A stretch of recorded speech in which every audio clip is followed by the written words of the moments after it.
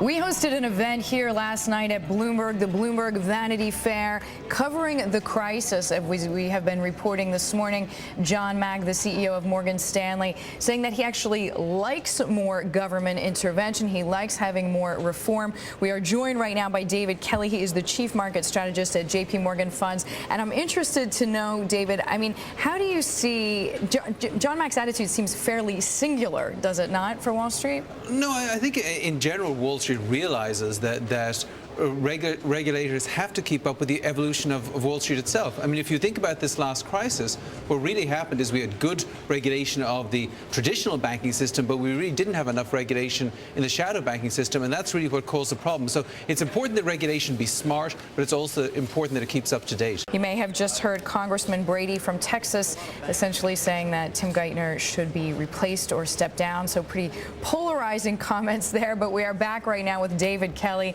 He is from JPMorgan Funds. He is the chief market strategist. So, David, I mean, what is it about Geithner that some people find so polarizing? Is it him or is it just the times? Well, we are in very political times, and I think it's very important for people as investors to try and distance themselves a little bit from the politics. People feel strongly. We're just beginning to recover from a very bad recession, and it's hurting a lot of people, and so naturally people have strong opinions. So let's talk about coming out of the recession. We had some data earlier, the leading economic indicators. We had the Philadelphia Fed manufacturing. How does the data today add up or represent what you think is going on right now in the economy? Well, I think we're getting further evidence of what we've been seeing all along, which is that we have a recovery, we've embarked upon a recovery, and it's gradually strengthening. If you look at the Philly Fed data, it shows that manufacturing is still growing in November, as the New York survey did earlier on this week. And also, if you look at leading economic indicators, they turned positive back in April. And so now they've been going up all the way through October, positive.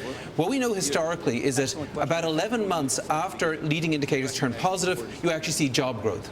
And so although people call this a jobless recovery right now, we really think that it's a jobs lag recovery, and in the first quarter of next year we will actually see some payroll job gains. That's one of the more optimistic voices out there, because I think most people, quite frankly, are feeling kind of depressed and blue. Well, of course they are, and it's a long time since we've had as bad a recession as this, and it's been a rather dismal decade.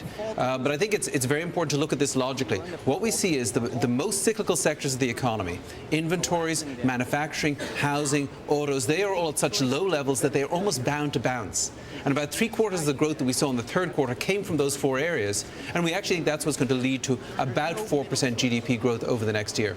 So you've said that employment will get better, and that is to say first quarter, towards the end of the first quarter next year. But I'm assuming between now and then there has to be more misery to come, right? Oh, yeah. And I mean, even once employment starts falling, it's going to be a long time till we're back to normal. I mean, the sad news is that when unemployment goes up, it goes up about 2% per year. When it comes down about 1% per year, which means that it could be the middle of the next decade before we're back down to 5% unemployment. So it's a long haul, but at least I think we're seeing a turn here. Where do you see the biggest signs of strength? I'm assuming some have to be in services, right? Where do you see the most hope as far as jobs go? Well, I think what's going to happen is those cyclical sectors are going to generate the economic growth. And what that's going to do is it's going to stop job losses in manufacturing and construction. Meanwhile, the job growth is going to come from, frankly, where it's always come from in recent decades. Medical services, education services, financial services, technological services. It's the service sector that generally drives the U.S. economy forward when the goods sector stops falling. And David, you mentioned that you have seen a temporary unemployment or temporary employment sort of tick up. Yeah. So that seems to be a good sign as well. It is. Right? It's a very cyclical sector. It's one of many leading indicators we have. We've got so much information on the employment picture that that's what makes us fairly confident that in the next few months we're going to see an improvement. And rising temporary employment is one of those indicators. David, thanks so much for your time, for staying with us. David Kelly, chief market strategist there from JPMorgan Funds.